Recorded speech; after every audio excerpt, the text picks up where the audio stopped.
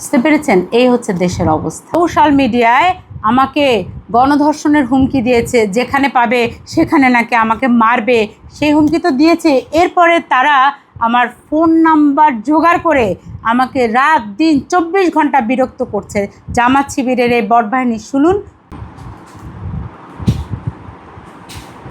2026 সালে পৃথিবী যেখানে এগিয়ে যাচ্ছে, সমান্তরালভাবে এগিয়ে যাচ্ছে বাংলাদেশ, সেখানে আমরা নারীরা এখন ডাক্তার, ইঞ্জিনিয়ার বিভিন্নভাবে কাজ করছি, সেই সাথে পাশাপাশি আমরা রাজনীতিও করছি। একজন নারী নেত্রী হিসেবে রাজপথে, কাজপথে জনগণের জন্য 2012 সাল থেকে সোচ্চার আমি শান্তা ফারজানা। জামাতও দেয়ালে যখন পিঠ থেকে গেল, তারাও কিন্তু তাদের ট্রফি বলেন আর যাই বলেন, কিছু নারী নেত্রীদেরকে তারা সংসদে বসার জায়গা করে দিয়েছে, এমনকি কিছু শাহবাগীকেও তারা সংসদে বসার জায়গা করে দিয়েছে।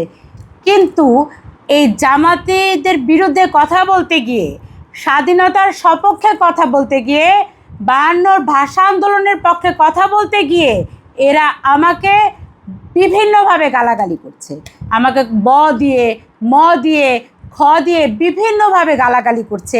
এরা বলছে যে আমি নাস্তিক, আমাকে নাকি 17-18 জন মিলে গণধর্ষণ করাটা ফরজ হয়ে গেছে, জায়েজ হয়ে গেছে। অথচ এরাই দাড়ি লাগাচ্ছে, টুপি লাগাচ্ছে, ইসলামের বড় বড় বুলি আওড়াচ্ছে। আবার এরাই বলছে যে নারীদেরকে ঘর থেকে বের করতে দেওয়া যাবে না, যারা বেরোচ্ছে তাদেরকে এরা গালাগালি করছে। শুনেন, আমার এই ফোন নাম্বারটা তারা বিভিন্ন জায়গা থেকে কালেক্ট করে আমাকে বিভিন্ন নাম্বার থেকে হুমকি দিচ্ছে। কি বলে শুনেন। পেয়েছেন? মানে আপনি যখন ফোনটা রিসিভ করবেন তখনই আপনাকে শুরু করেছে গালি। এরকম অসংখ্য গালাগালি আছে। শুধু গালাগালিতেই এরা ক্ষান্ত না, এরা আমার ফটো কার্ড বানাচ্ছে, এরা আমার এই মাথার দাম 10 লক্ষ টাকা পর্যন্ত হাঁকিয়েছে। বলেছে 72 ঘন্টার মধ্যে আমার মাথা কেটে জানি না কোন কার্যালয়ে জমা দিলে কে 10 লাখ টাকা দিবে। আসলে এদের টাকার উৎস